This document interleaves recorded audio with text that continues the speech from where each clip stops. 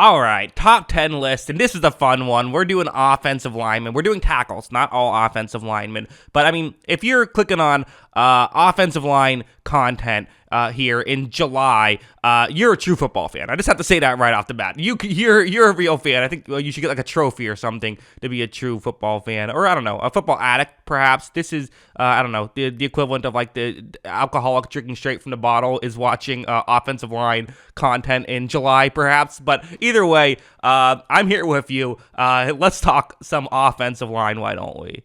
Number 10 on this list is the Raiders left tackle, Kolton Miller. What a turnaround this guy has had. And a great example, there's a couple examples of why you don't give up on a guy too early on. Miller had a rough rookie year. He did. But since then, he just continued to get better and has really established himself as a franchise left tackle for the Raiders. And keep in mind, I'm including left and right tackles in this list. So, been a really good player for them. Definitely lived up to the first round pick. And, I think they're very happy to have him.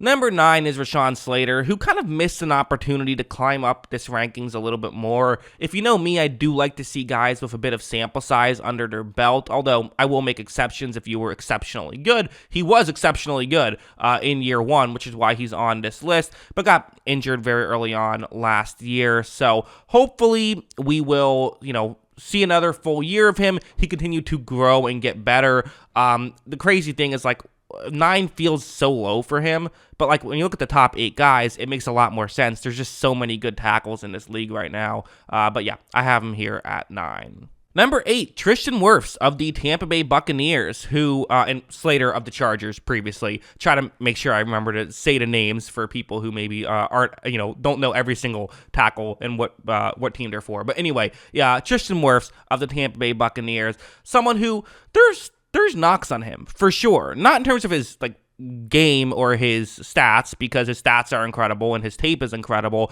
but the knocks are, you have 2 benefits. 1, plays right tackle, which means you typically don't go up against the best edge rushers, although that's not quite as big of a thing as maybe it used to be, but still, it's worth mentioning. Also, he's never played for a quarterback not named Tom Brady, with the exception of, the few times that, people have come in relief or whatever. For the most part, he's been blocking for Tom Brady, who gets rid of the football, as soon as he gets it in his hands, which makes things easier. I wouldn't worry about that. I think he'll still be fine. I think he'll still be incredible, but there are those things you could point to if you wanted to. I think he's great. I think he deserves to be here at number 8. Number 7, I'm going Christian Darrisaw, who really quietly, even for a tackle's standards, I thought had an incredible year last year. He was fantastic. He was so good for the Minnesota Vikings and has really kind of established himself again as a franchise tackle and as someone who maybe is even better than just a franchise tackle. So yeah, Darrisaw, keep your eye on him. He's been fantastic for Minnesota so far early on into his career. A lot of young players here. And that will continue with number 6, maybe a hot take, having Penei Sewell this high. It might be. Sewell was great last year. His advanced stats were great. Why aren't we talking about Sewell? We spent so much time talking about him in preseason, his first year when he, gave up a couple pressures in his 15 snaps of preseason, and then we all said he was a bust. And Jamar Chase was dropping passes, and everyone said, "Oh wow." Turns out the answer to the debate is neither of them. No, turns out the answer to the debate is both of them. They're both fantastic. Sewell's been great, and I think that he's only going to get better. I have him here at 6. Number 5, maybe the best player to never play football before getting drafted, or never play college football before getting drafted, I should say. Obviously the 7th round pick was kind of drafted because of his physical tools, and they felt like they were going to have to teach him the position. It's worked out well. Philadelphia has been pretty happy with how he's been able to do. He's, again, a physical specimen who's also just, has really surprisingly good technique for how raw he should be. So because of that, he is the second best Eagles tackle that makes the list. The best is Lane Johnson. Lane Johnson, who was banged up last year, but still, when he was out there, was incredible. He was fantastic. The second highest graded pass blocker, according to PFF last year, in terms of tackles. Plays right tackle. So again, if you want to knock that, you could. I don't really care. Whatever. I don't think it matters as much as people think it does. They put good pass rushers on either side. And Johnson's, when he's been out there, which has been pretty common, he's been great. So yeah, I have him at 4, and then Andrew Thomas is at number 3. Another great example of don't give up on a guy just after one season. And Giants fans, you're going through it right now with Evan Neal too. It's not to say every player who's hyped up out of the draft who has a bad rookie year turns into Andrew Thomas, but some do. You got to give him some time. And Andrew Thomas has been, incredible. I mean, and the fact that he's so young and still this good is so impressive to me. And I do think that he's someone who, a ferocious pass blocker and still an incredible run blocker as well, and is so consistently good that I decided to put him here all the way in my top 3, but I could not quite put him ahead of the top 2 guys.